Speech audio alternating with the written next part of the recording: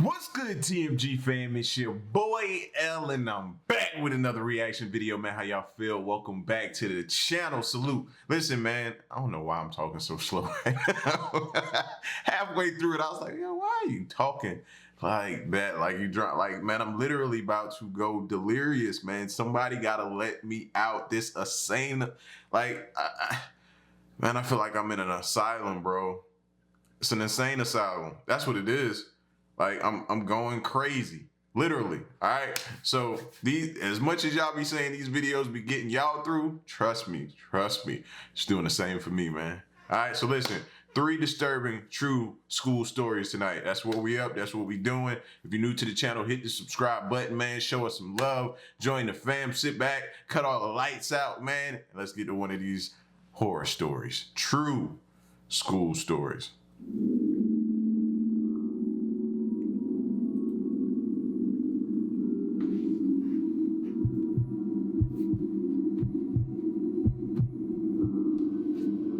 In my junior year of high school in 2009. I was sitting one regular school day in English class.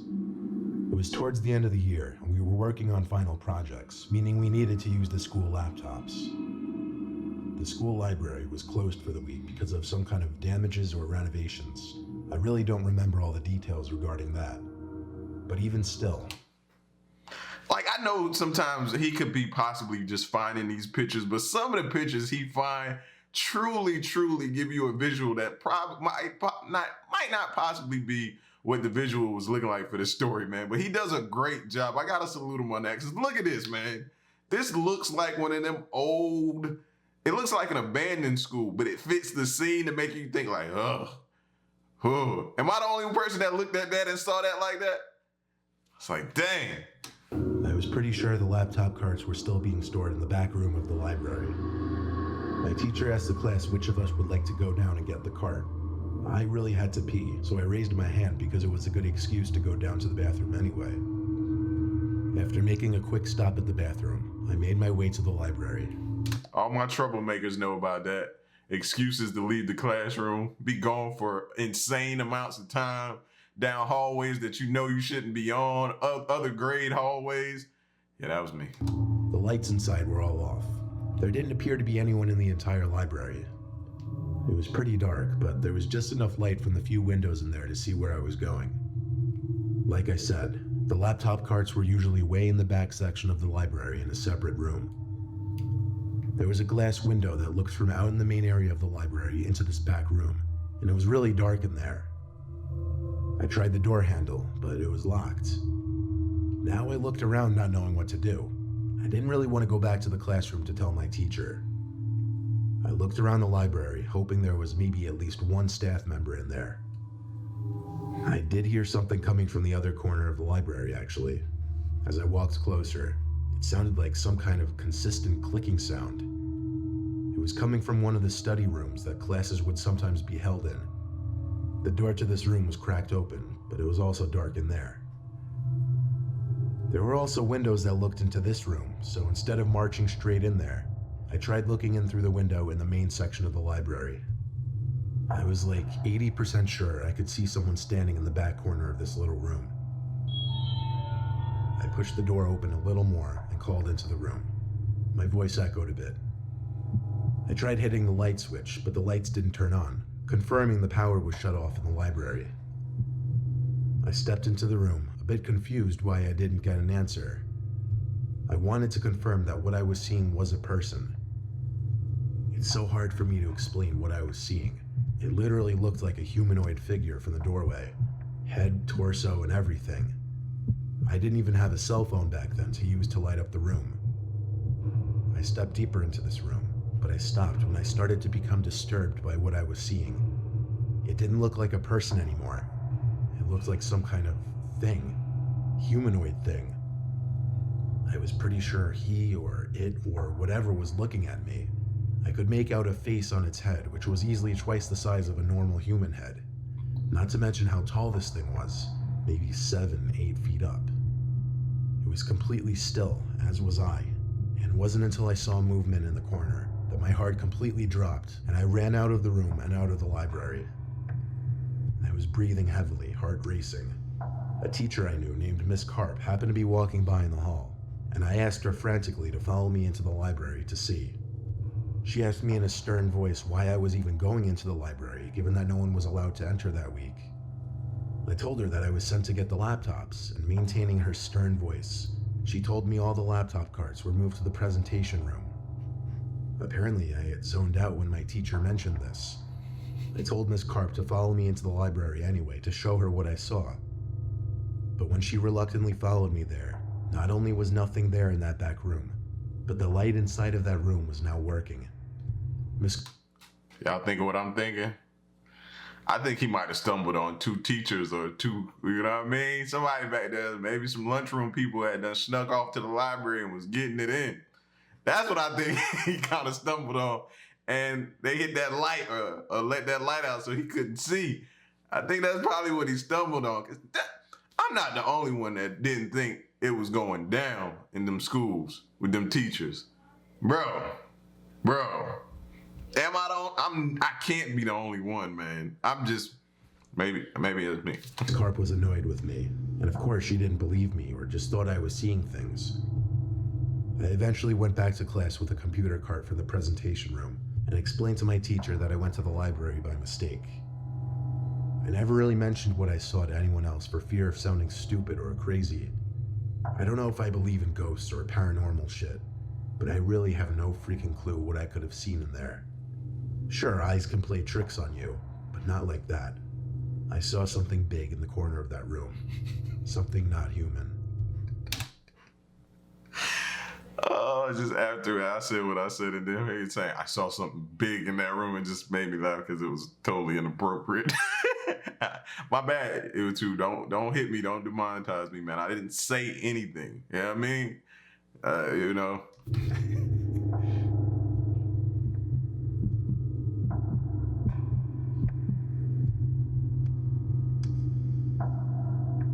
I went to a relatively small commuter college in Delaware. During my freshman year, I had my classes set up horribly. I would get to school at 3 p.m., have a couple classes, then a 2-hour gap before my next class, and I wouldn't leave campus until around 9. What kind of schedule is that? Everybody know you want to get it over with. Going like a little early, not too early, but a little early because you're still hungover from the night before. Because if you have them really early classes, you ain't making it. You too hungover from the night before. You know it. I'll admit, in my early years of college, I was kind of antisocial. I could have been trying to meet up with people in the food hall or joined clubs or even just went to the library during my breaks. But for my final class, twice a week after my 2-hour gap, I would be in a basement classroom of one of the business halls. This basement only had this and one other classroom, and rarely ever would there be anyone else down there. Commonly, I'd just go straight down there, eat my food in the classroom, then just do homework on my laptop for the remainder of the couple hours. Or even just sit and play games on my phone or watch videos. Yeah, like I said, I was pretty antisocial. Well, one particular day, I felt lazy before class and didn't make myself food, so I had to go to the cafeteria hall to get a sandwich. I sat at a table alone and began eating, but quickly became uncomfortable after realizing I was the only one sitting alone at a table when a majority of everyone else there was sitting with friends. So I wrapped up the sandwich and decided I'd just eat down in the classroom and wait there like I usually did. I stepped out into the dark and marched back to the basement of the business hall and ate the rest of it there. Before I finished the sandwich, I heard the door creak open behind me. I was in the back corner seat right by the door, so when I turned, I was almost face to face with some kid I'd never seen before. He looked maybe a couple years older than me. He had this gross, overgrown beard, he wore glasses, he had a bit of a belly. Seriously, I'd never seen him in this class. We made awkward eye contact for a second until I looked away and continued eating. I made a mental note that the kid looked off, like he was weird or something was just not right about him. That's not the weird guy calling somebody weird. Did anybody pick up on that besides me? I'm like, how you just said you were sitting at a table by yourself and you felt kind of funny, so you went to the classroom. That sounds like the weird guy calling somebody weird, but okay. eye contact for a second until I looked away and continued eating. I made a mental note that the kid looked off, like he was weird or something was just not right about him. I saw in my peripheral vision the kid sit down in the desk literally right next to mine. I wanted to say so badly, why? Why are you sitting right there? But I just tried my best not to look at him and just ignore it. I looked at the time on my phone. There was still a whole hour and a half before class started. I looked up, not at the kid, but slightly looking to the left, just enough so I could see the kid looking at me. That was enough for me already. I finished my sandwich, picked up my bag, and walked out of the classroom. I didn't care where I was going. Maybe a bench outside, just not there anymore. When I stepped back outside into the darkness, I looked around for somewhere to go and sit for a while. I walked to the more woodsy section of campus and sat on a bench under a nice and bright light post. It was chilly out since it was late fall, but I'd deal with it. Not many students walked by this section of campus. It was by a pretty unused small parking lot surrounded by trees everywhere. So that's where you go?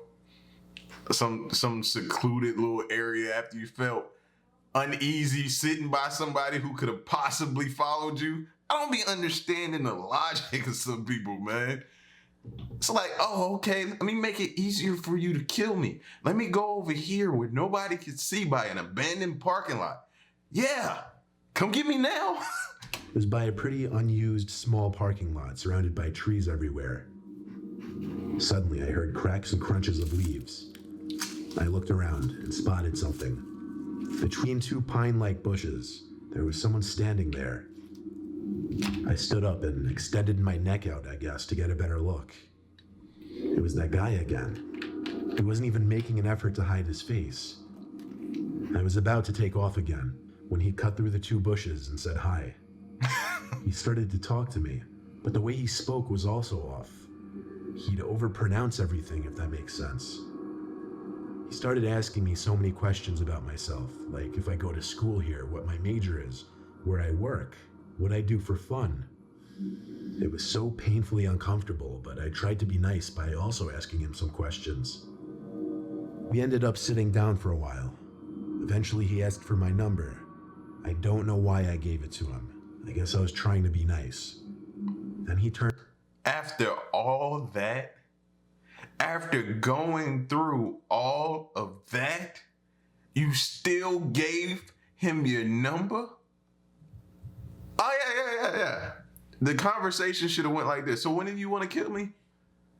Thursday? I'm going through my stuff. Nah, Thursday don't really work for me. How about Monday? Monday don't work for you? What about Tuesday? Tuesday works for you? Cool. Yeah. I don't mind dying on a Tuesday. It's better than a Wednesday. Yeah. Like, what? Turned it weirder. He asked where I live.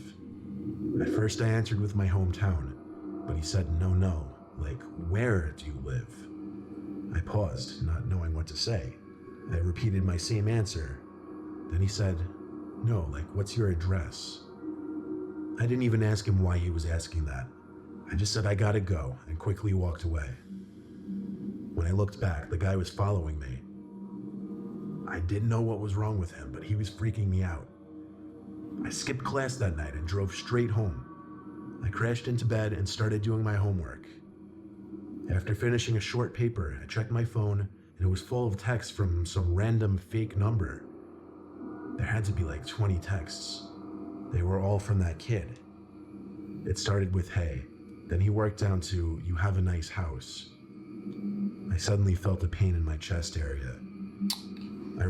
As you should. As you should. What do you expect was gonna happen? Replied back, go away or I'm calling the police. Then there was a knock at my window. I had the shade down. I couldn't see who it was. But along with the knock, I heard a muffled but familiar voice say, open the window. I yelled on calling the cops. Then he went silent. My mom and dad weren't home, so I really did end up calling the police. Nothing else happened before the police came. I showed them the texts and explained the whole story. They said, though, that it would be better to see if it continued, since the kid didn't actually make any threats yet. They left, saying call again if he came back to the house, and to block his number. The next day, the college sent a text to all students' phones warning about sightings of a dangerous young man seen walking around with a knife. Classes were shut down for the day, and police searched the entire campus. I called to give my story and was asked to give it to the police again. As far as I know, that creepy guy was never caught. I don't know why he was targeting me, I don't know what his motive was, but this is the story about how I was almost murdered in my own home by someone I met at school. Someone that you met at school that you pretty much led to your house. Like, don't just leave that part out. Don't do that.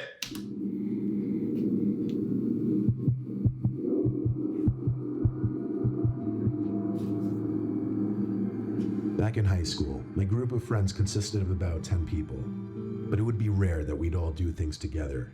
On a dark and cloudy school day, my friends Jared, Michelle, Christina, and I were all sitting in history together. We had a sub that day, and we weren't really doing any work, so everyone was just talking. Our high school was really old, like built in the 1930s, and there sat an old second building in the woods that was apparently used back in the 40s as some kind of daycare or preschool, and it just happened to be on the high school grounds, but they never tore it down. It was so old and decrepit it has vines growing on the side walls of it. The four of us were talking about how we should break into it that night since it was Friday. We didn't tell the rest of our friends because it would be harder to do with a lot of people. So nightfall came. We snuck onto the school grounds through a more hidden path to avoid security, and we easily made it towards the woods. We got to the building, which was in a fenced-off area. Jared and I boosted the girls up over the fence, and we climbed over ourselves. The building was about twice the size of a house. There was no way we were the first ones to have been doing this. We scanned all four walls looking for a good entry point. There were multiple windows, and then we found the front door to the building. Locked, of course. Jared and I ended up breaking a window, but we had the girls keep watch. Once again, we boosted the girls up inside first, then Jared crawled inside, and lastly me. It took me a bit to squeeze in. I was the biggest one there after all. I actually cut my hands on some glass. After managing to get in, I looked around in the dark, cold room I was standing in. I realized it looked like an archaic, class-like room, but I also realized my friends weren't in there. I yelled Jared's name over and over. I left the little class-like room and entered a tight, decrepit hallway. There were a bunch of open doors leading to similar classrooms, but now I was more focused on finding my friends. I had no idea why they went ahead of me so quickly. I called their names again and again to no avail. I looked into all the tiny classrooms until I got to one, where I saw Jared standing in the corner. I don't know about y'all, but I'm giving you a few more call-outs. Somebody got to live to tell a story. You know what I mean? Somebody got to go get help. Somebody got to live to tell a story.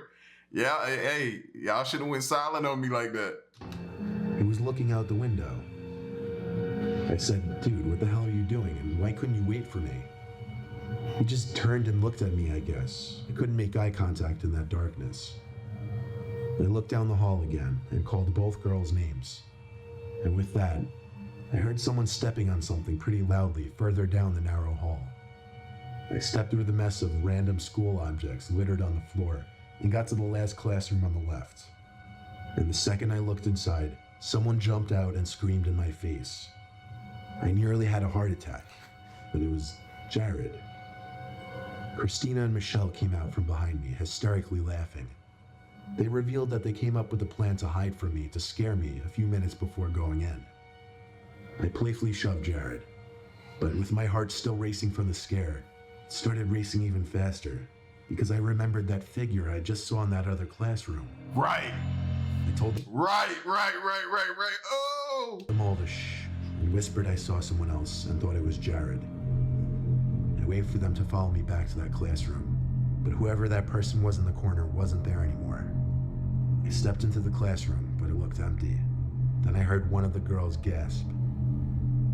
I stepped back to them and looked at what the three of them were looking at. She was pointing out the crack between the door to the classroom. There was someone standing behind the door, with their face pressed up between the crack to the door. The two girls screamed, and Jared yelled, "Let's get out of here." We all ran back to the window we came in through. I was the last one to climb out, and I can't tell you how scared I was that I was going to be grabbed by the legs and pulled down as I was climbing through. But I made it out. We hopped the fence again and ran back to Christina's house. It didn't make sense. The door to the building was locked, and the window we smashed was the only open window. So how could that man have gotten in? Better question, what was he doing in there? We told the rest of our friends, and rumors quickly spread about the building. I'm sure others went in there after that, but we never went near that building again. Listen, coming from one of those kids that did stuff like that, found old buildings, houses that were unfinished, and went in them.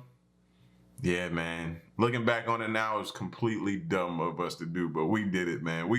And our minds never registered or knew or understood squatters. We didn't think about that type of stuff. No, we were just venturing out, being reckless and dumb, and just being in places that we had no business being in, man. We could have been just like this, and somebody could have killed us. Bro, we never thought about squatters, honestly. Listen, man, y'all get at me in the comment section. Let me know what y'all think, man. 3 disturbing true school stories. How y'all feel about them, all right? Till the next reaction, man, I'm out. Peace. Y'all stay solid. Hey.